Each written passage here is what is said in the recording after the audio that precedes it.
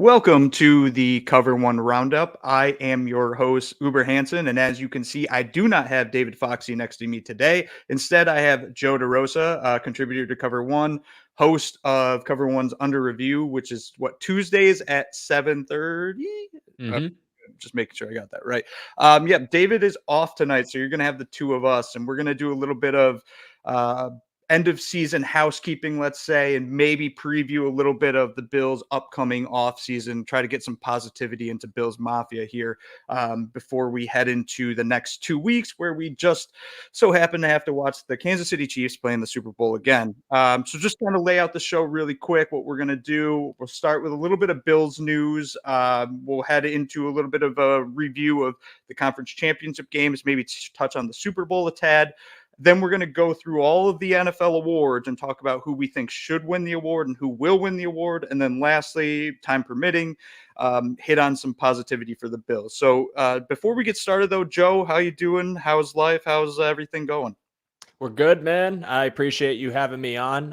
It's been, busy time, even though the season's over, just looking at some of these draft prospects and getting acclimated to some new names and faces. But, unfortunately started the draft process earlier than I would have liked, but been good and just ready to talk some ball.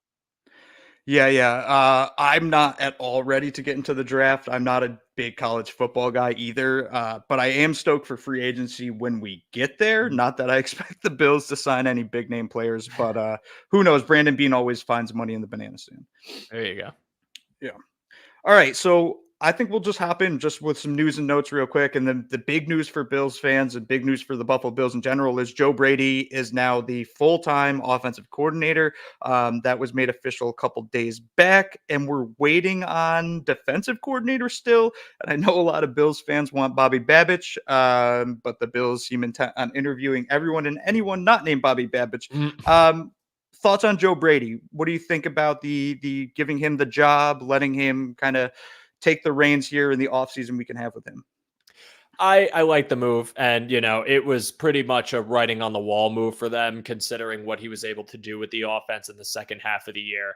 I think that given the fact that you were thrown into the fire a bit and had to use a playbook that wasn't totally of your own installments and your own concepts as much as it was Ken Dorsey's, to be able to use that and have the success you did, as well as kind of revitalize the Bills' rushing attack, was really impressive. And even though it wasn't always perfect, I do think that Brady made the best of the situation he had, and for that reason earned another shot. And I'm very excited to see what this offense is going to look like after a full offseason of Joe Brady installing what he wants, creating the wrinkles he wants, and really just seeing what looks different next season. Because I really do believe that not only are you going to get some exciting newer things for the offense and whoever they may end up drafting or signing, but things that you might not have seen on tape in its full form yet that I think could really benefit the Bills in a really tough season ahead. Yeah, I mean, I'm with you on it. I think it was the right choice, right? I know there's a couple fans I've seen on Twitter, Reddit, wherever, a little bit upset about it, perturbed because they think that the Bills are essentially making the same mistake they made previously with Ken Dorsey, where they're giving Josh Allen his guy. I can see that a tad, but at the end of the day, we've at least seen some ability from Joe Brady. We saw how he kind of did evolve the offense, led it to 6 game winning streak that got us to the divisional round after starting 6-6.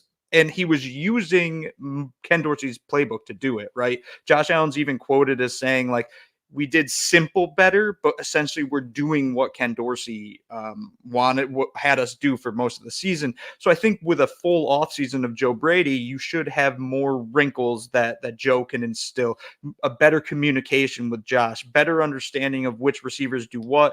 And you also give him the time this offseason to kind of mold the players into the offense that he wants, right? Mm. So I think maybe you had a little bit of issues with him trying to figure out, how can I effectively use 12 personnel all the time? What can I do more with James Cook? How can I get Stephon Diggs involved? Because he was essentially learning all of this on the fly. But at the end of the season, it really started to click in the playoffs. Granted, Diggs not really as much. I think an entire offseason with Joe Brady should help this team pretty significantly. But how about the other coordinator position? So Bobby Babich, again, big name. That's the one Bills fans want. Do you have any thoughts there where you think Buffalo should go? Would you be happy with them promoting him? And how would you expect the play calling to work? Yeah, well, as far as play calling goes, I don't think anything changes because I think McDermott's still calling the plays. It's more of Babbage kind of posing and suggesting things and maybe helping him in game situations, as well as continuing his role of coaching people up. But as far as how I want this to play out, I think Babbage deserves it 100%. And again, they are interviewing external candidates, but we do know that that is something you have to do because you can't just outright promote. You do have to go through the formal interview process. So Babbage could still very well end up being the DC, but I think he deserves it just because his body of work has been very impressive. And I think that his level of player development is something you need when Mhm. you're talking about a potential tide turn in the defensive room for a bunch of positions. And what he has been able to produce when you look at Terrell Bernard, Balin Spector, Terrell Dotson, three guys that were all question marks going into this year and had us wondering if we should sign Levante David, wind up being very key contributors, with Bernard playing at basically an all-pro level and Dodson playing the best ball of his career. That body of work and seeing a young coach being able to get the most out of his players and poise them for success is why I think he's deserving of the job. And with Washington here, I didn't think it was possible because I thought Washington's tenure led him to have more, seniority, and he was in line to get that spot. Then he leaves for the Bears job, and that door is wide open. And I think in this league, young coaching talent, that's something you need to retain. That's something you need to keep in your room. I think you should do it with Babbage, give him the job, and I think he would be very good at it and continue on with some of the positives we've seen from these young players. Yeah, I mean, again, I'm with you on it. It would be a name promotion more than anything, right? Moving on from a positional coach into the defensive coordinator role, even though he wouldn't necessarily be coordinating the defense. I think that that could kind of put the Bills behind an eight ball here if another team is willing to say, "We'll let you call the plays here," because if he can go somewhere else and start calling plays, that starts to develop a head coaching resume, something that Mhm. he doesn't have right now, and I don't know if he will get sitting behind McDermott if McDermott's calling the plays, which I expect him to do as well. I do think this is something the Bills have to do, though. Like Mhm. it really doesn't make much sense to go elsewhere. Why would you bring somebody else in from outside the organization to kind of just sit there and maybe give Sean McDermott some sort of advice from time to time? But it's still going to be Sean McDermott's defense. That's not going anywhere. If you can give an in-house person a promotion, not only does that increase the morale of the team, but it also would probably increase the abilities of the team because Yeah. Babbage would have further reach instead of just sticking with the linebackers. And think about it this way too. How much better do you feel as a player to see that your play got your coach promoted, right? Like think if you're Terrell Bernard and you had the season you had and you've become essentially a general of this defense. Think about what it does for you if you see Babbage end up getting promoted because he molded you into a player. That's a feel good thing. And I don't think that could be understated. Like it's more of the idea that you are keeping a very prominent voice of this defensive room in this organization and able to continue to coach the hell out of these guys. I just feel like it's a no-brainer. And I do think that, the opportunity's there. But I will say, if he does decide to take a DC job elsewhere, I would understand because it's more direct Mm. line of play calling. And I think that would benefit him. Not only would it be a title change, but probably a bump in pay. And it's something that I want to get ahead of and say that if he takes a coordinator job elsewhere, I don't think it has anything to do with Sean McDermott being a terrible human being. I think it has to do with opportunity opening up a better pipeline for him to potentially get to that head coaching level should he want to do so. Yeah, and he is a hot name right now. The fact that he's getting so many interviews without the play calling experience is very meaningful. I don't think that that's been, I think that's being too understated by a lot of people publicly. Like there's a reason he's getting his name holds weight. He has value, and the fact, like you said, of what he did with Terrell Bernard, Tyrell Dodson, even Matt Milano, evolving Milano into a Mm, better linebacker, it's been impressive, and he kind of deserves this next step in his career. agreed. Um, as far as Bills notes and news, that's really all we got because our season ended very unceremoniously last week. But hopping into a little bit of discussion about what happened yesterday, right? So you had Kansas City take on Baltimore, San Francisco take on Detroit. Let's just start with the game I don't really want to talk about, but we kind of do have to talk about. That's the Chiefs beating the Ravens 17-10. Thoughts, opinions, ideas from that game from your end? Man, it's Kansas City in the playoffs is just a different breed. And I know I don't want to spend this show talking about Kansas City and how good they are because I know people are sick of hearing that. I will just say this. Patrick Mahomes is playing on a level that I don't think most quarterbacks could play on. I think Allen, I think Burrow, and I think that might be it, are the only Mhm. quarterbacks that can replicate the level he's playing on. He is dialed in as dialed in gets. I mean, and don't get me wrong, I'm not going to ignore the fact that Mike McDonald's defense played them incredibly well in the second half, but there is a difference in Patrick Mahomes and kind of seeing how Kansas City's offense functions in a way to kind of preserve and eat clock versus going toe to toe with a quarterback on the other side that they feel threatened by. Watching them yesterday in that first half and seeing some of the throws he was making, his ability to navigate the pocket, the accuracy, the poise, the athleticism, all on display, in addition to Travis Kelce, I just tells me that it's going to happen again. I think they're going to win the Super Bowl. I'm going to say it right now. As much as we all hate it, they are playing at a level that no matter what their receiving core is, no matter what it looks like, that team is ready to go at the drop of a hat. And I don't think the opponent matters. But I take great solace in knowing that Josh Allen and the Bills pushed them to the absolute limit they've gotten to, and that if they go to the Super Bowl and end up blowing out the Niners, then the Bills gave them their best chance, or at least the Bills gave them their tightest game. So I just think that they're so hard to beat in the playoffs. I think that's never going to end.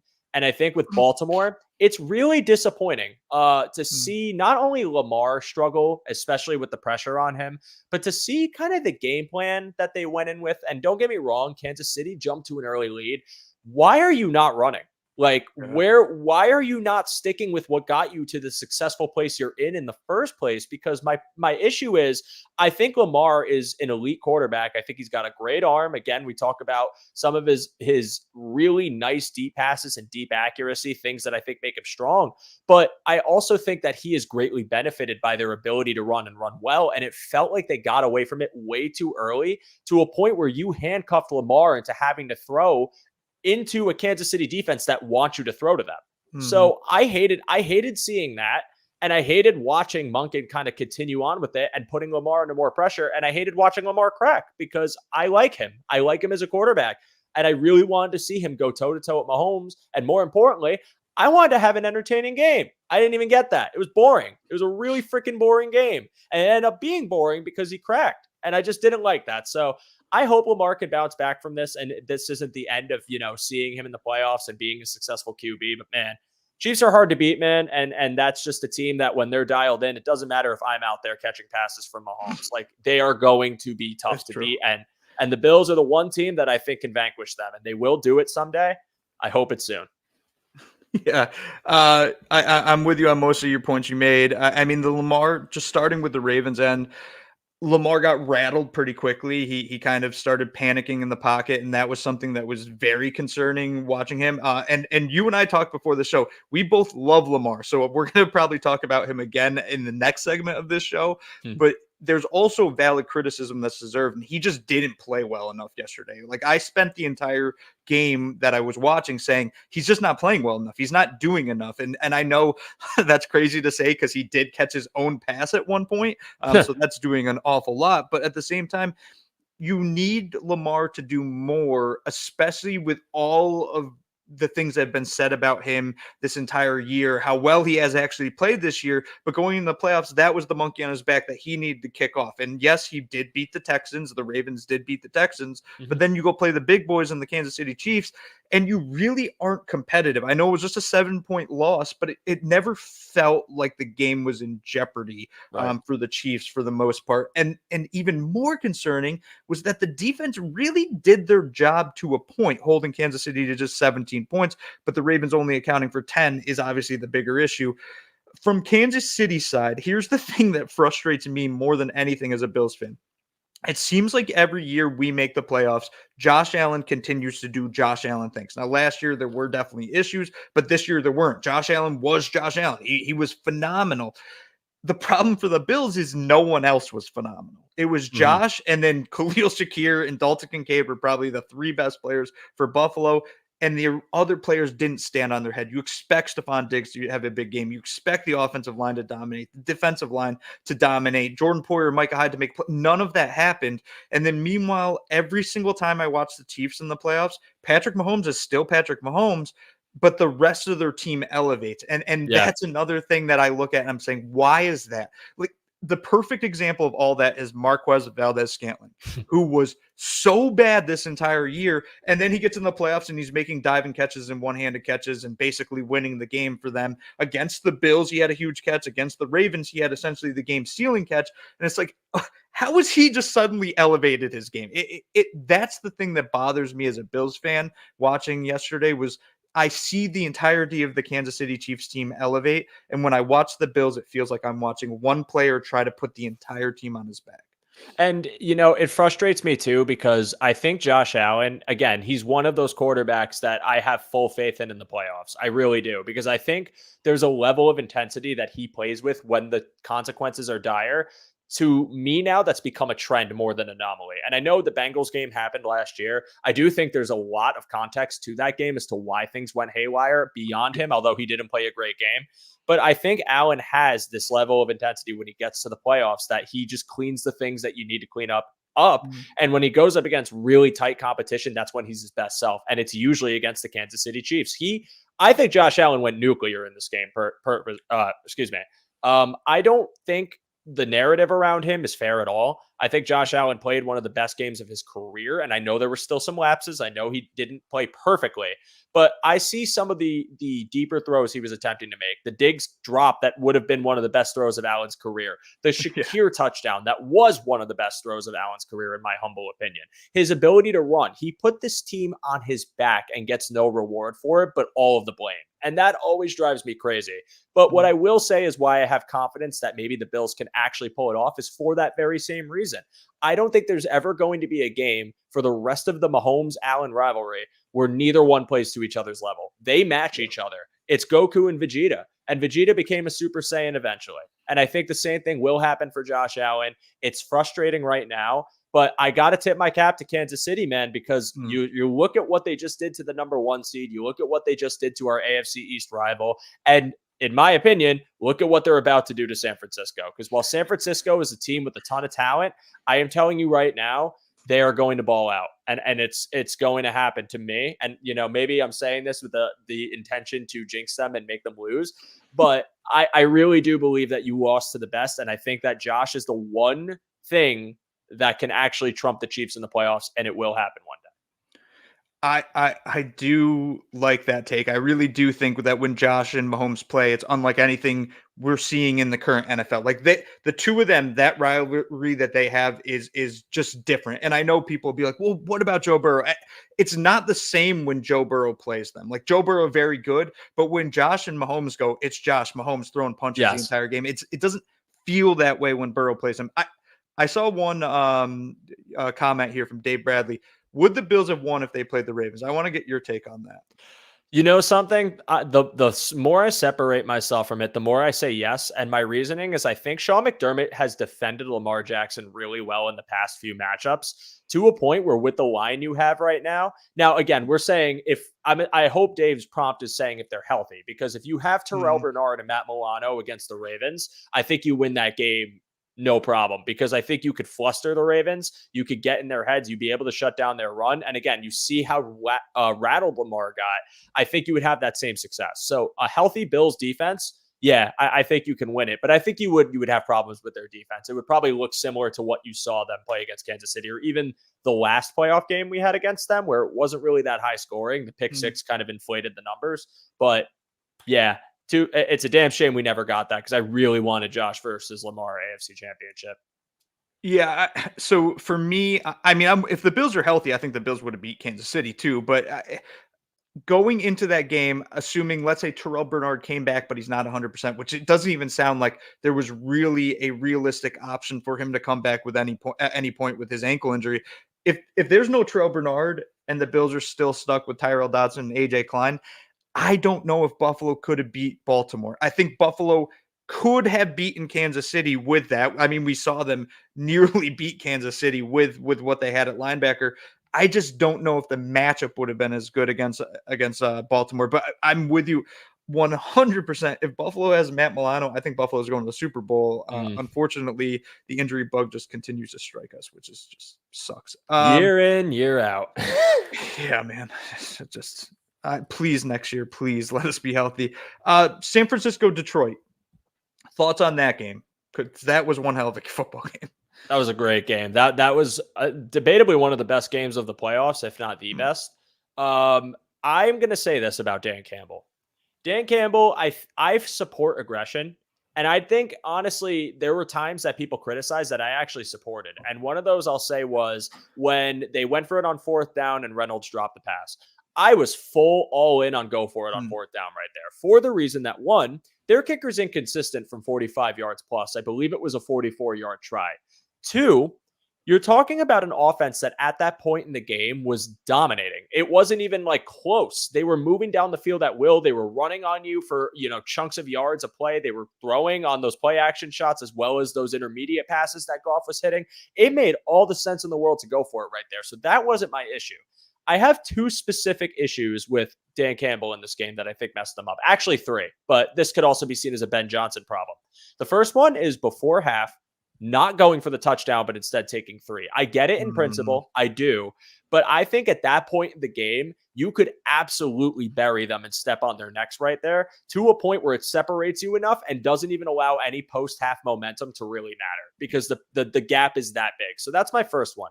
The second one is obvious. You're down 27-24, kick the field goal. And again, I know that there's concern about his distance, like I just mentioned, but at that point in the game, it's way more risky and way more of a chance to blow it for your end if you decide to go for it on 4th versus trying to kick the field goal. If you miss the field goal, I think everyone would have understood your decision and just blamed the kicker. But going for it right there and then not converting, I think was detrimental. The momentum further went on San Francisco's side, and they end up going up by, I believe, 10 points late in the game. And what can you do about that now? And number 3, at the goal line, why are you running?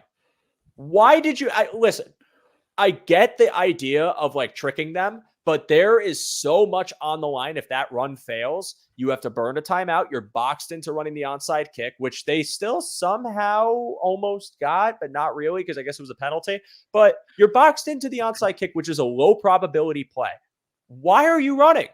Throw the ball on every damn down, preserve your timeouts, and give yourself a chance to fight, stop them potentially, and get the ball back. Yeah, it would be with no time, but guess what? You might have an explosive play. You have Jamison Williams. You have Amon-Ra St. Brown. You have Sam Laporta. That is a very explosive room right there. And I would rather give myself the chance to work with that at the end of a game than ruin it by going for the onside kick, which probably isn't going to convert. So I think those things are where Dan Campbell deserves criticism. And as far as the Niners, listen, Purdy sucked in the first half. Purdy turned it on in the second, in my opinion. Something switched in him, and he was running when he needed to run, making some clutch throws, and ultimately was a big part of why that comeback happened. I know Purdy gets a lot of flack, a lot of criticism. I don't think Brock Purdy is in that elite tier because I think Brock Purdy is very much dependent on his circumstances. You build a franchise and you don't have anything around you. Is he the same level? But I think he deserves a lot of credit, and I think he deserves a lot of respect.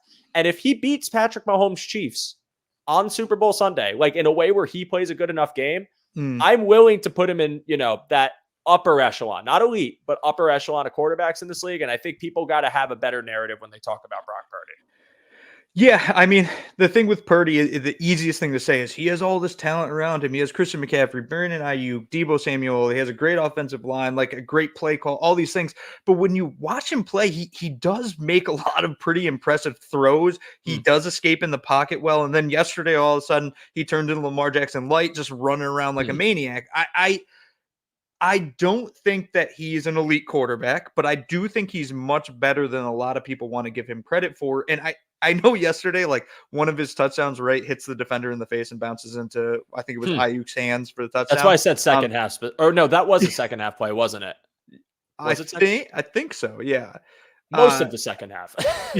I mean, but even that, like, and again, this is luck playing a lot into the way games, play out in the NFL, but he made enough plays to win that game. I don't think that he's the sole reason they won that game, but I think that there's also a group of people that are completely discounting what he did because they want to discount the existence of Brock Purdy. And I don't think that's fair either. Like his rushing basically won them that game yesterday, which is just insane that's what ended up doing it. I also like your point a lot about not going for the touchdown before halftime. I think they were up by 14 points at that point. If they kicked it, they go up by 17. If they go for the touchdown and somehow get it, they go up by 21. I think if they're up by 21, they win that game. Like I think that they basically are guaranteed to win that game. There's no way they're dropping a 21-point lead. And it's crazy that Dan Campbell, who's just this like the true version of Riverboat Ron, where he's just psycho and goes for it all the time, at that point said, "No, I'm not going to do it." And that's the kind of the funny thing about this is the way that it's been talked about all day is that he was too aggressive. He was way too aggressive at the end of the game, cost his team the game. It's like, well, if he was a little more aggressive early on, maybe the Lions find a way to win this game. For my end, it was a massive bummer. I can't remember the last time I watched a Super Bowl and I had a team that I rooted for. Like I wanted them to win. For the most part, me watching Super Bowls is me rooting for a team to lose. And now this week, I'm going to root for a team to lose. I don't want the 49ers to win. I do not like the 49ers. For what reason? I'm not exactly sure, but I want the Chiefs to lose. So the way I say it is I'm not rooting for the 49ers. No way, no how am I rooting for them, but I am rooting for the Chiefs to lose this game. I think I'd rather have the Niners too. I think the Chiefs are going to win it. I'm just preparing myself for everyone for there to be a narrative created that the Chiefs team can't hang with the Niners team because they're too talented, and then Mahomes ends up going out there and winning the game anyways because it's a legacy game. And I'm going to say this: Mahomes damn well knows it's a legacy game. Like he has his 2 rings. This one, I promise you, if he wins it, will mean the most to him because of everything said about the Chiefs this year, about their record, about some of their losses, and about how everyone was writing them off in the playoffs. Nah, man, this will be number 1. But I also wanted to say about the Niners and that game too. Like it's really tricky because they are a team that I think, again, when we talk about Brock Purdy and what he was able to do in the second half, like I do think he deserves credit. But on the flip side of that, it's like, dude, they are just so loaded. And it's like, I watched that game thinking, when is it going to happen? And then that first, the silly pass happens that goes through, I think it was it Kirby Joseph's hands or his face? And then it bounced into Ayuk. Like that is not something that you can just let happen. And seeing that just felt like fate at the same time. So they're a team that just, I don't know, like they got lucky in a way, but they did earn that win at the same time. And I'm very curious how the Super Bowl is going to look between the two of them because they're just 2 teams that I think right now are playing at least hot enough to win. And it's really just going to come down to, in my opinion, like if the Niners are smart enough to actually run on the Chiefs and how effective that'll be. Yeah, It was Vildor, by the way. Sorry about that. I couldn't remember. I think I'm with you on that, like the Super Bowl. I think you're going to see the best version of Patrick Mahomes. I think you're right. He wants this one because having 3 Super Bowls is different. It's so different than 2. And I know most people don't even get 2. Most people don't even get 1. But if Mahomes gets 3, he's already in elite company, and he just further pushes himself into that conversation of the GOAT up there with Tom Brady. I think the Chiefs probably do win it unless the 49ers lean into Christian McCaffrey, like you said. If they lean on Christian McCaffrey and he just goes off and has an MVP caliber game, I think that's how the 49ers can steal this one, especially if they can find a way to kind of, steal the ball from Mahomes at least once. You got to force Mahomes to turn the ball over once. That's how you beat him. And obviously that hasn't happened yet this postseason. If the 49ers can be the first team as well as CMC going off, who knows? Maybe we don't have to listen to Mahomes' 3rd Super Bowl, speech. I want to bring up one more thing real fast too, because this is a point I was going to make and I actually forgot it when I was just talking. But the thing I think I'll say for Brock Purdy too is think about if Jimmy G started in that game and the same halftime result happens. Do you have any hope that Jimmy G leads that team back? Because I have zero hope in that. I don't think they're even close. I think, in fact, they get the doors blown off of them. Like that's where I think the discrepancy when we talk about Purdy should be paid more attention to, at least like comparing him to Jimmy G, because Jimmy G got them to a Super Bowl and like ultimately was the reason that they lost because he couldn't mount a comeback.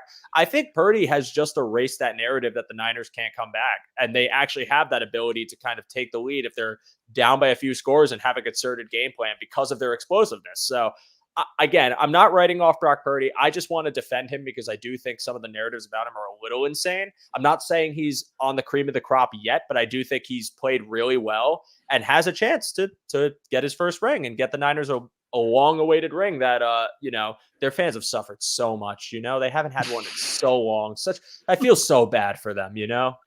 So, It's awful. Teams that don't have Super Bowl rings, it just sucks to be them. And we yeah, don't know anything about that. yeah, we have But 4 in yeah, a row. Crazy. yeah, we went to 4 in a row. All right, that's all I got on the conference championship games and Super Bowl. How about you? Anything else you want to throw out there? No, man. I listen. Super Bowl Sunday, I'm going to eat some good food and enjoy it, even Mm. if I, want the stadium to sink into the Earth's core. Yeah, yes, I am 100% with you on that. Um, all right, so now I want to dive into the NFL awards, which will be announced on February 8th at the NFL Honors. We'll learn who's MVP, who's Offensive Player of the Year, et cetera, et cetera. And I figured it'd be a good exercise to do today because we won't be able to do this next time this show's on. Talk about which players we think will be in the running for this certain awards, meaning who we think should win, who we think will win for all the major ones. So I'm just going to hop right in here with the one a lot of Bills fans are kind of paying attention to, the NFL MVP. The final 5 nominees for it being Josh Allen, Lamar Jackson, Christian McCaffrey, Dak Prescott, and Brock Purdy. Give me who will win and who should win the award. I mean, will win. It's Lamar Jackson, and that's just because of again, I think his kind of candidacy as far as everybody wanting him started right after that Niners game, and it's very much a product of recency bias. But I think it's enough of kind of I cannot get my words out tonight, but I think he has enough of a case from the back half of the year to win it and probably win it handedly.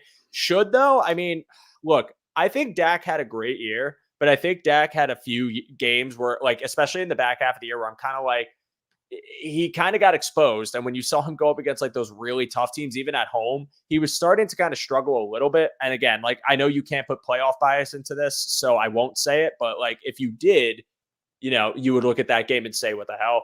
Again, Brock Purdy, it's hard for me to truly evaluate if he's the MVP of his own team. I think he's playing really well and he deserves a lot of credit. But as an MVP, you pluck Brock Purdy off. Like, even though I just compared him to Jimmy G, if you put like even like, you want to talk about the guys in his realm, like Jared Goff or Tua Tagovailoa, I think you're getting the same success. So he wouldn't be my MVP. I think you know where I'm going with this, man. I think you know who I'm about to say, but I think Josh Allen should be. And I think Josh Allen should be because if you look at his side-by-side for Lamar Jackson, Josh Allen is higher in EPA per play. Josh Allen has more passing yards. Josh Allen has more overall touchdowns. Josh Allen has a better rating. Like, all of these things to me are what you look at when you talk about plucking someone from their team and how bad the team would be if they aren't there. If Lamar goes from the Ravens, yeah, they might lose a few more games, and I don't know if they'd be a playoff team. I could say with confidence that if Josh Allen is not the Buffalo Bills quarterback, that team doesn't even sniff 6 wins. And even with the way their defense is played, I have seen a Josh Allen-less Bills team with a good defense play before. And guess what? They went 6-10 in 2018. You remember that? Because I remember that. And that was with rookie year Josh Allen, who still came back for a few games, but missed enough of a stretch where they were one of the worst teams in the league. To me, it's just, he's not going to win it because he had some inconsistent stretches that I will be first to tell you I have criticized his play. But I think the volume from Josh Allen, what he provides to the team, how much you can lean on him, what he is able to do when his back's against the wall and he needs to play well in a big game, even in that Dolphins game where he started out terrible, he turns it on. He gets this fire, this like lightning in his eyes, and is able to play some of the best quarterback play around the league. And when you look at these guys, it's no disrespect to any of them. Obviously, CMC is in a different level when it comes to running backs, but I think just looking at it, if you were telling me that Lamar is going to win it, which I think he is, and I have to put any of these candidates up side by side to say who would I rather have, it's Josh Allen. And maybe I'm biased, but that's what I'm going to say. Yeah, I'm with you 100%. And I made peace with this a long time ago that Lamar will win the MVP and win his second MVP of his career. I mean, it should be Josh's award. And I know that sounds like a homer take, probably coming from both of us, but I just really don't. Josh was the best player in football this year, and the most important player in football this year. Christian McCaffrey was really, really close, but it's just not going to be given to a running back, I don't believe. So in that regard, you kind of push CMC aside, and then you go to somebody like Dak Prescott, and like you said, his stats are phenomenal. By the way, like his stats are insane. but when he had to beat a good team, he just didn't show up at all. And I know that a lot of people will look at, say, the Bills Cowboys game and be like, "Well, Josh didn't win that game for them." And it's like, no, he didn't. They handed the ball off to James Cook just like they should have. But Dak just had nothing. He had literally nothing. He couldn't do anything against that Bills team, and I think that kind of ended his candidacy. Yeah, I mean, Josh undoubtedly should be the MVP, but it's Lamar. Lamar will be the MVP. Um, Moving on from that one, offensive player of the year, which I think we both kind of just alluded to what we're going to answer here, but the Yeah. 5 people for offensive player of the year, Tyreek Hill, and this also is going to bother me a little bit too.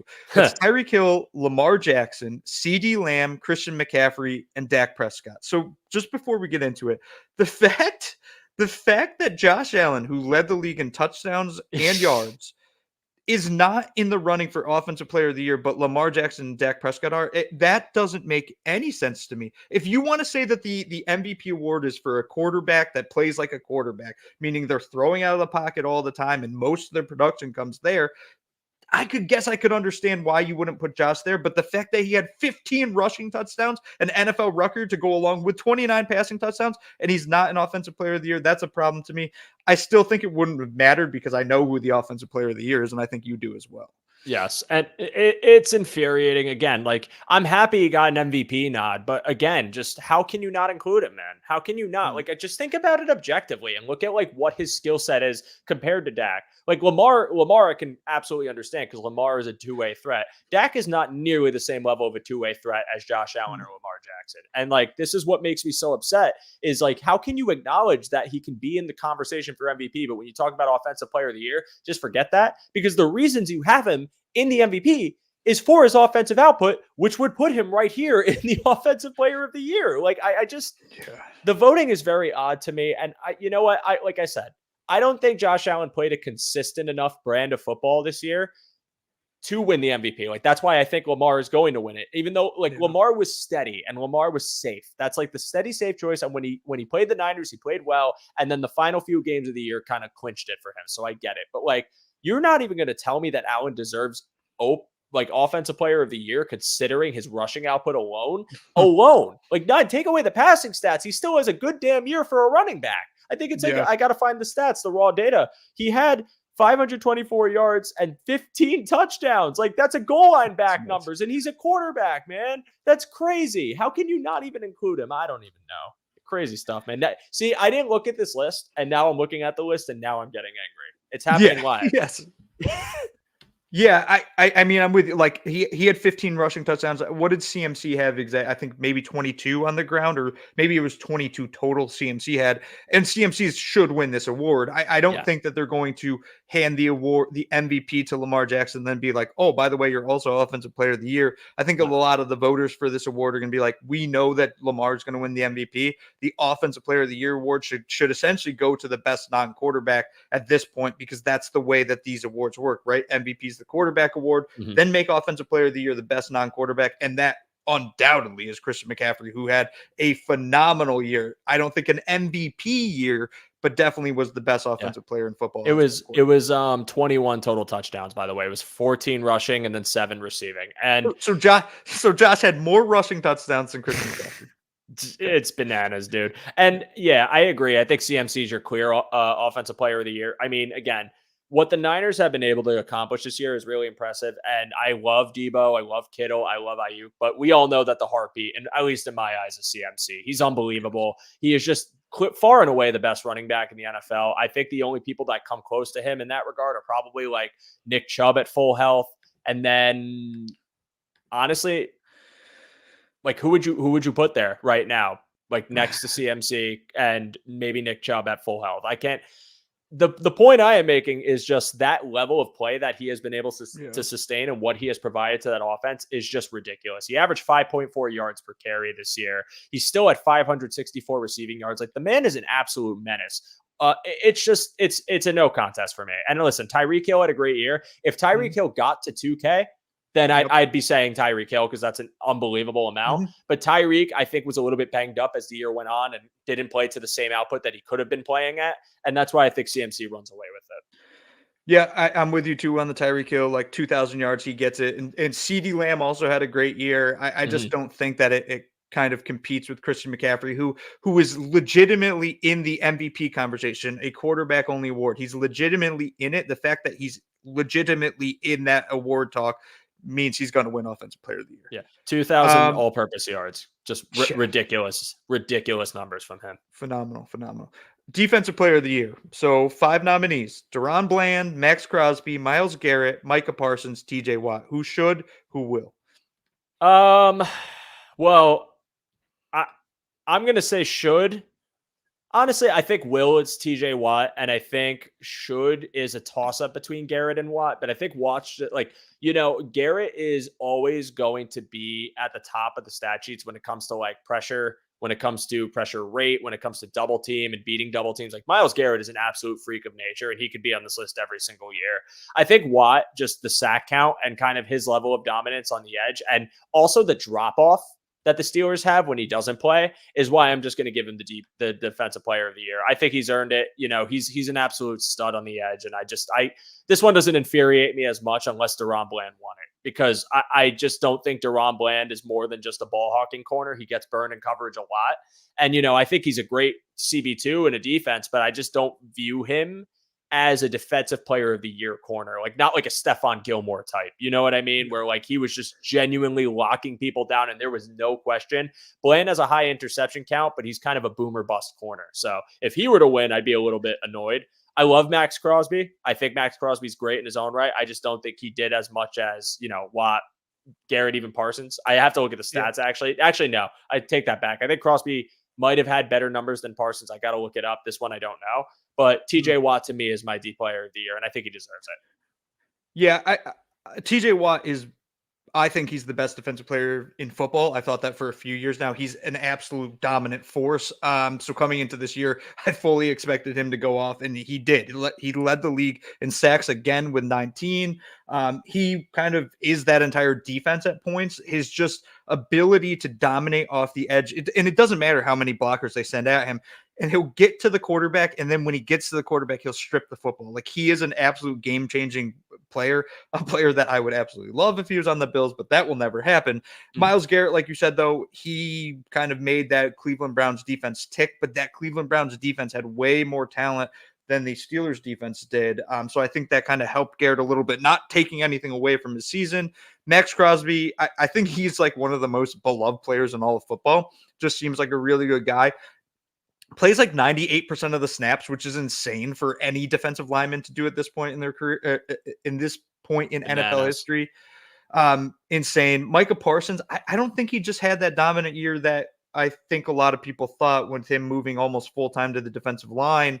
At points, teams just were like, we're not going to block you because we know that's how we can beat you. And that's a little bit concerning. But again, Micah Parsons still one of the best players in football. Deron Bland, like you said, look, he had 5 interception touchdowns, which is just goofy. Like that's insane. He had 5 touchdowns, 9 interceptions. But I'm with you. Like it's boomer bust with him. He's Trayvon Diggs, like very good corner, like a good corner, but you're going to get burnt from time to time. And I don't think a defensive player of the year should consistently be worried that they're going to get burnt. Deron Bland, I was worried he was going to get burnt all the time. I wasn't worried that TJ Watt was going to make a mistake. So I'm with Yeah, you. Should and will. It's TJ Watt. I think so. And I just want to say real fast, like I'm looking at I was curious. I wanted to look up the sack counts. Like the fact that you're talking about Parsons and Garrett is 7th on the list. Parsons is 8th. So Garrett edged him out. And Max Crosby's actually 6th. So they go in sequence. But like Josh Allen, 17 and a half, Trey Hendrickson, 17 and a half, Khalil Mack had 17. Now, granted, I think 5 came in one game or 6 came in one game. 6. But Yeah. still, so even if you removed it, it's still an 11 sack year. That still puts him in the top 15. Daniil Hunter, 16 and a half. Very quiet Mhm. year from him. Like, I just think about like Deron Bland, and I feel like they did it just for the pick count. And don't get me wrong, the pick 6 record is really impressive, but man, like to not even consider like Hendrickson or Allen's kind of wild to me because Josh Allen had a phenomenal year. Oh, yeah. Like maybe I'm sensitive to just people named Josh Allen. Like maybe I think they deserve their credit, but that dude is an underrated pass rusher. He's so much fun to watch. I think he's the heartbeat of the Jags defense, and I think he deserves more love. I hope he gets a huge contract from them this year. Yeah, I mean, I would pay almost anything to have 2 Josh Allens on a football team, but it's literally it's not possible, so I'm not gonna think about it too much. Mhm. All right, hopping over to the rookies now, where this gets a little bit more complex. I don't think this award particularly does, but Offensive Rookie of the Year, Jameer Gibbs, Sam Laporta, Puka Nakua, Bijan Robinson, CJ Stroud. Who should, who will? Well, I could say first off for my fantasy team's sake, I wish would be Bashan Robinson, but unfortunately Mm. Arthur Smith decided that they drafted this running back at I think 8th overall and was like, let's not do anything with him. Let's treat him like he's a pedestrian running back that we just found off the street that we sprinkle in. Because he's very clearly not valuable to us. They made the right decision to move on. I will say with confidence, should and will is CJ Stroud. What he did as a rookie is phenomenal. He is an excellent, excellent, excellent quarterback as a rookie. I think he's going to mold into one of the best quarterbacks in the league. Like I'm talking top 5 level. I think he plays a professional game. His accuracy, his touch, his anticipation are A plus. He plays with poise. He never folds under pressure. I think he's athletic enough to throw beyond the pocket too.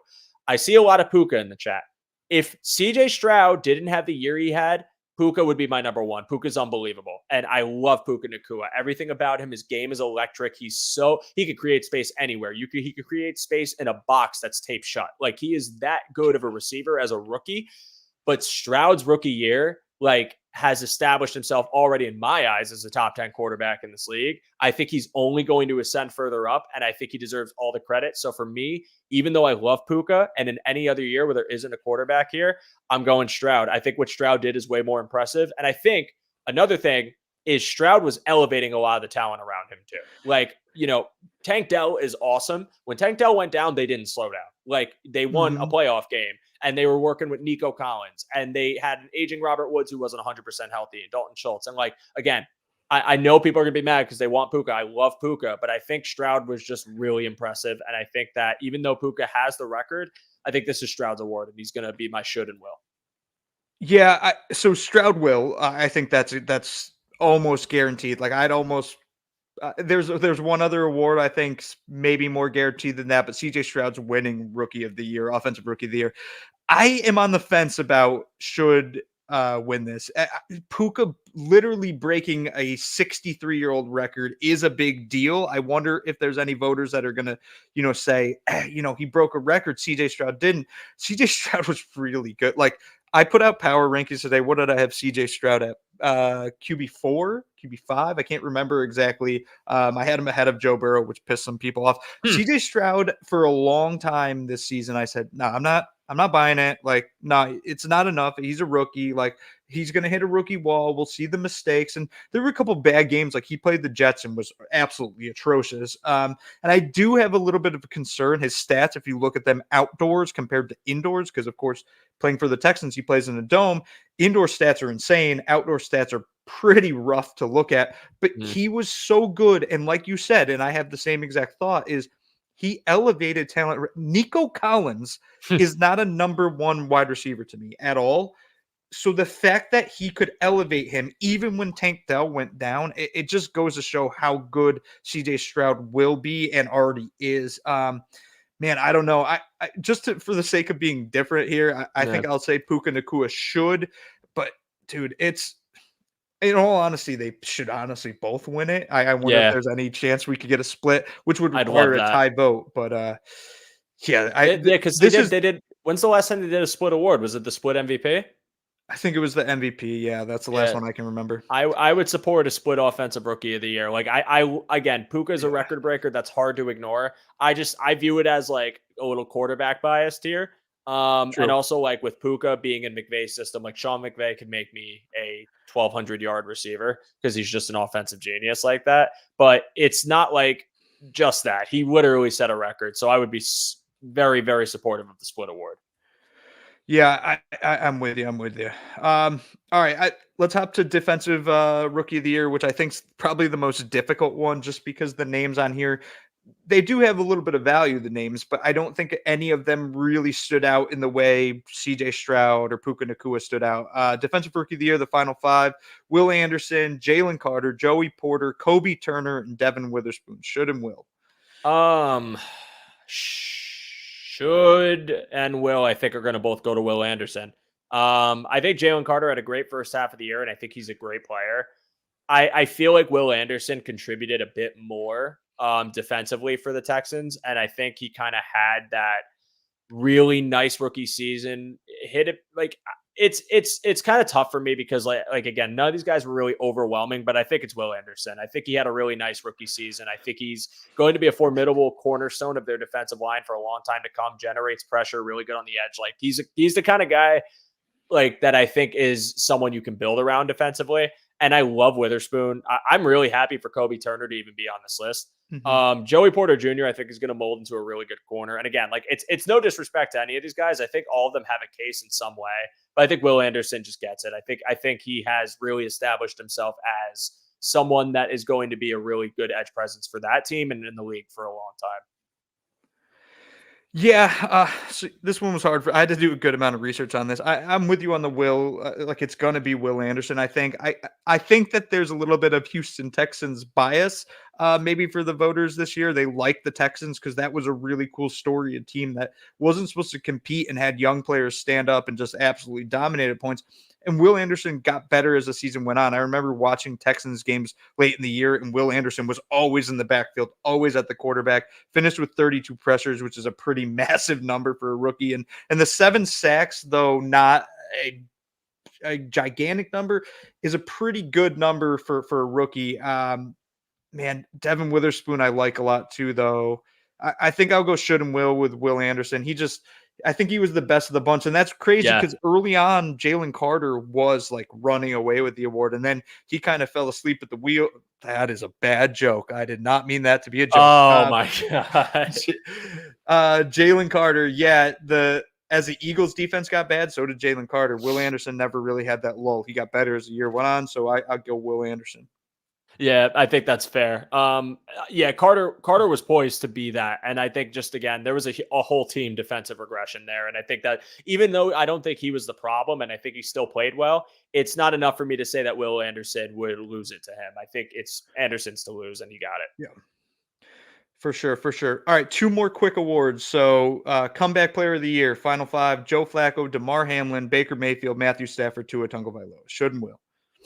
Listen, I want to say this first. It makes me angry how much hate DeMar Hamlin is getting for this conversation. It makes me genuinely angry, man. Listen, I get like that DeMar Hamlin did not play a vital role on this team this year. I get it. Like he was a backup safety, and he was a backup safety last year who got thrusted into the starting spot because we lost Micah Hyde and Jordan Poyer was banged up, and we needed some stability there. And he did the best he could. He wasn't amazing, but I thought he held it down to a degree.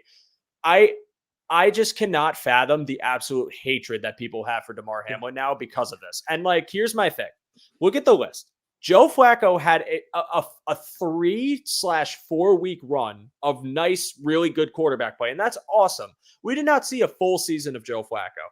I can understand the case for Tua, Matthew Stafford, and Baker Mayfield. However, my thing is, usually in a lot of instances, comeback player of the year is from someone who's coming back from like a season-ending injury. Tua was in and out last year. He played a whole year, and Tua, played pretty well given the circumstances, and I can't knock him for that. Matthew Stafford balled the hell out the second half of the year. Baker Mayfield had kind of a bit of a renaissance, but I don't even think he had the greatest year. He had some absolute duds, but DeMar Hamlin, okay, I understand that he's not a quarterback. Everyone else on this list is, and he didn't play that vital role of the team. The fact that the man is playing football is enough for me.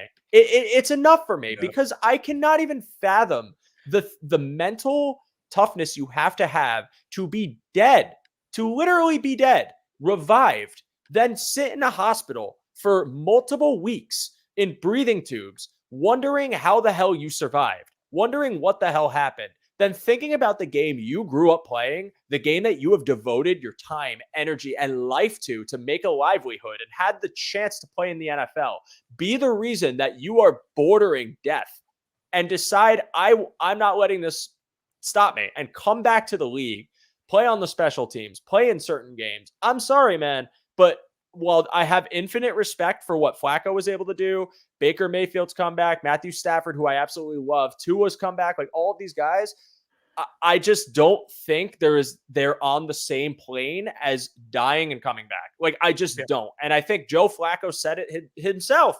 I support DeMar getting it. Like, I just came back from the couch, right? Like, and these other guys, I think they have valid cases. Everyone on this list, I think, is fair. I'm not going to bag on Hamlin. I think he deserves it. And I think people need to really just like chill the hell out with the discourse, because I think it's absolutely insane that they're writing it off like, oh, whatever. He hasn't even been playing that much. Like, it's, dude, the Yeah. fact that he's even playing at all is insane to me. I would not. I'd be done. I'd walk away. I'd be terrified to play football again. The fact that he is, I'm giving it to him. And I think it's a will and a should. Yeah, I 100% with you. This DeMar Hamlin discourse, like I already have my own problems with society and how much disdain I have for the human race, and this is only furthering that, because the fact that it's controversial that a guy that we all witness his heart stop on a football field, something we've never seen before, and he played this year. Like, he played a snap. That's all he needed to play for me. Is what? Hell, he didn't even have to play a snap. He could have made the Bills roster and been a healthy and active every single week, and I still probably would have said he deserves it, because the fact that he came back is just incredibly impressive. And I think the issue a lot of people have is they look at DeMar Hamlin and they think that the Bills treated it as some sort of charity case, where they were just like, oh, we can't cut DeMar. We have to put DeMar on the roster, which I absolutely do not believe. I believe that they put DeMar Hamlin on the roster because they're like, okay, who's the fourth best safety in the NFL on any roster? DeMar Hamlin's probably the best number 4 safety in the entire NFL. He deserved a roster spot. He earned a roster spot, and he made the team after dying. I also think people miss out on the idea that this award isn't necessarily for the best play. And I just saw Astro comment this, similar to Alex Smith in 2020. Smith barely played that year. Smith did barely play. He only played, I think, 5 or 6 games. And in those games, he was not good. He had 6 passing touchdowns, 8 interceptions. So this concept that the award has to be given to a player that played at an above average level, it just doesn't make any sense. DeMar Hamlin played this year. And in fact, in the final game of the season, the game against the Kansas City Chiefs, he had 2 tackles, 2 big tackles on special teams. And I don't think that should go unnoticed. And I think it's going unnoticed by a lot of haters. Not that has anything to do with this award, but it just kind of goes to show that DeMar Hamlin had the biggest comeback, I would argue, we've ever seen in NFL history. Yeah, it's deserved. And I'm like, again, there's an irrational hatred for how he's being covered, acting like it's DeMar Hamlin's fault, and that pisses me off too. Yeah. Like, again, this guy, I cannot have more respect for a person that used what happened to him and used it positively, raised money for a charity, like tried to promote CPR to people, the common person who might not know, used his situation for good and is getting bagged on it. Yeah. Like, honestly, you like be ashamed of yourself if you bagged on this guy for that, because it's ridiculous. You should be ashamed of yourself. I'm sorry. Like, I know I'm getting heated about it and people can be as mad as they want, but like, there are so many worse ways he could have handled this situation. And he's handled it like a consummate professional, like a gentleman the entire time. And the fact that people have the audacity to hate on him just makes me hate everything about sports discourse. And it's what I try to avoid when I talk about sports discourse. Mm-hmm. And it's what I hope people can try to avoid, which is not just watching sports to hate and not just watching sports to be mad at people's success. Like, that sickens me, and people need to do better. And I think Hamlin deserves this. Yeah, spot on, man. Perfectly well said. Final award to kind of go through here. Coach of the Year, 5 candidates: Dan Campbell, John Harbaugh, DeMeco Ryans, Kyle Shanahan, and Kevin Stefanski. Who should and will win the award? I think it's Ryans. I think DeMeco Ryans is going to win it. Yeah, I think of this list, it's DeMeco Ryans, will, and should. The Texans were a 1-win team with a tie, and with rookies, with a rookie defensive end that has ended up playing really well, a rookie quarterback, literally kind of a new look team in a lot of ways. I am going to say it's him. I think he's locked it down. He deserves it. He got a playoff win in his first year. That team is really surging. I think there's a case to be made. Like, the Ravens were electric this year and had a great game or a great year. Kyle Shanahan, I mean, the Niners are always a juggernaut. Stefanski is probably my second Like my number 2 on this list, for the reason that the Browns had to play 4 backup quarterbacks this year, and he still managed to go to the playoffs. So that is an incredibly impressive feat, and I'll give him all the credit in the world for that. But I think DeMeco, what he did in my eyes, because he also had to rebuild like the defense and the offense was running with a new quarterback, to me deserves it. I think he's going to win it, and I think it's a easy will for me. Yeah, I got should to D'Amico Ryans. I'm with you on every point you made, and especially the fact that he was a rookie head coach coming into a not so great situation and just absolutely elevated the team around him in the same way that CJ Stroud elevated all the players around him. I think the will is going to be Kevin Stefanski, just because I think that those 4 starting quarterbacks is going to drive a lot of voters to say, well, Kevin Stefanski did lead his team to the playoffs despite all these injuries, without realizing that at one point D'Amico Ryans lost his quarterback in CJ Stroud. So yeah, D'Amico Ryans deserves a massive amount of credit for what he did, and it seems eerily similar, but on a better trajectory than early Sean McDermott and what he did in Buffalo. Just D'Amico gets a head start because he's starting with his rookie quarterback. Yeah, I can totally understand the case for Stefanski 100%. But I think when I look at the Browns roster in context and like looking at the Texans roster in context and a year-to-year basis, I mean, Jim Schwartz gets there and their defense balls the hell out. And I think he deserves a ton of credit. And I know that Ryans, you could say the same thing about Slowick, but I think just for when I look at it and I look at like where the team's strengths are, I think it was a 2-parted effort that Ryans was overseeing. Whereas I feel like a big part of the reason for the quarterback still being successful was that their defense kept games incredibly close the entire time. So I think just for that reason, I'm going to call it Ryans, but I could get it if Stefanski ended up winning it. Like I wouldn't be terribly mad. I also think Sean McVay should be on this list and not True. Shanahan personally, Yes. because we've expected this from the 49ers. No one expected the Rams to be where they are right now, or at least where they were, I should say. I think Sean McVay absolutely deserved a nod here, and I'm very upset that he's not in it. But, you know, if the world was fair, I'd be happy.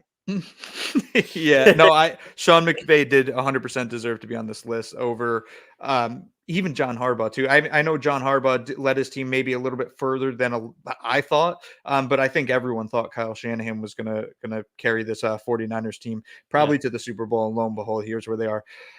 So I know we're at an hour. I kind of want to just end the show on some positive notes on the Bills. So because I wanted to keep this to an hour and we're over an hour, just give me your number one positive heading into this offseason. Like, what are you looking at this offseason where you're like, here's a positive thought I have for the Buffalo Bills heading into the 2024 season?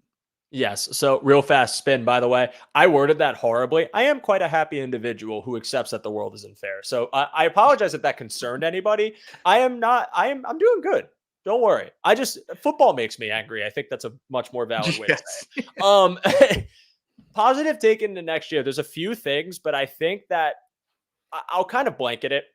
I don't think the Bills' demise is accurate from a lot of people. I think they have a very nice opportunity in front of them to really turn the tides as far as a youth movement on this roster and get things right really quickly. And I think that the 10 draft picks that Bean has in his hand right now that he can do whatever with is a really good chance for you to start bringing in some younger talent, start filling in those holes a little bit efficiently, and really just get yourself into a competitive nature that can really hang with the tough guys in the AFC for the foreseeable future, even with the cap situation, which also isn't that bad. Greg Thompson's episode is very enlightening if you haven't seen it already. And one final point on that too, the framework for the offense is there. Like we have a structure here on the offense that I think we're ready to build on and become one of the best units in the league again. The offensive line is intact. Your tight end room is intact with an emerging young stud in Dalton Kincaid. Obviously, you have Josh Allen. Stefon Diggs.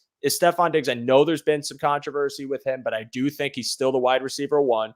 Khalil Shakir emerged this year and looked very good in doing so. And now you're going to add in some picks in that room, as well as James Cook, who had the career year with over 1,500 scrimmage yards. Like they are in a very good spot, I think, offensively, with just a few things that need to be added. And even though the defense might see a bit of an overhaul as far as personnel, if you lose Micah Hyde and you're losing some of your edges and maybe a few of your D tackles, like there's still, I think, a nice establishment of young players on this roster for you to be encouraged going into next year.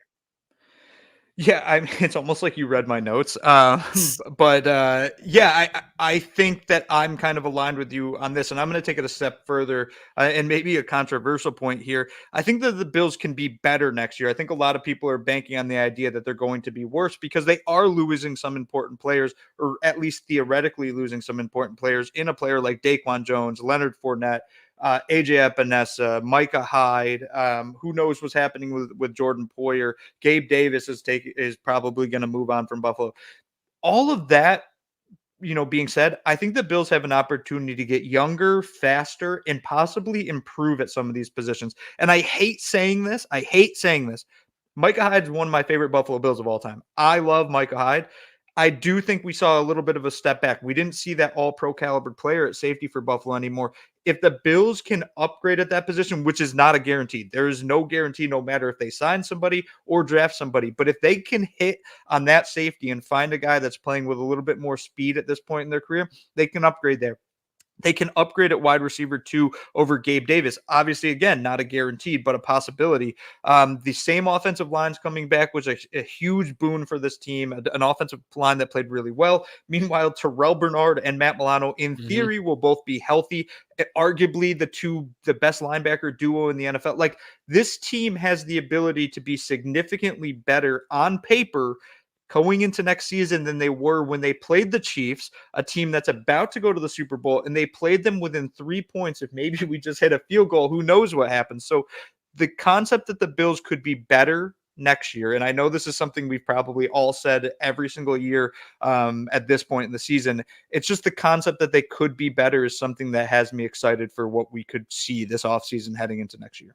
And the cornerback room should be mentioned too. I think Spin or someone Yes. mentioned it in the chat. Their cornerback room is set too because you have Benford, Rasul Douglas. You'll get Trey. I think you're going to get Trey White back, but not be called upon to be your starting corner anymore. And then you have Kyer Elam, who you're still trying to develop. And I know Dane Jackson might walk and might honestly get himself a decent payday, but Hmm. I trust this franchise and specifically being a McDermott to draft back end corner talent. I think just the way their scheme runs, they get him into place really easily. And you've seen them work well with late round picks before. So I think the cornerback room is set. I think you have Poyer for one more season. So, the pressure is, I still think it's on to find your safety replacement, but whoever you draft is going to have him as a counterpart. And I think that, I've been saying that I think they should bring Daquan Jones back. I think if Yeah. you can bring him back and also just draft a depth DT in a class that has some really good defensive tackles that I'm very excited to watch, then I think you really are really close to getting yourself back on track. And again, this defense fully healthy. I think like they're going to be a blitz heavy team again. They're going to get pressure. I don't think you need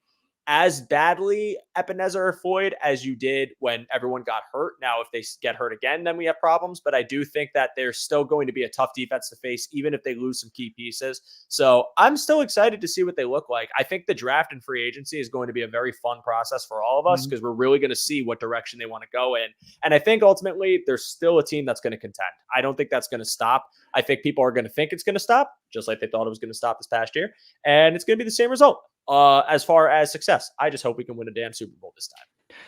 Yeah, and as long as we have 17 behind center, I will always be confident with this franchise because I think he at a minimum gives you a chance. And if one player or two players or three players can just step up in the playoffs alongside him, I think that the Bills could walk to a Super Bowl next year. But that remains to be seen.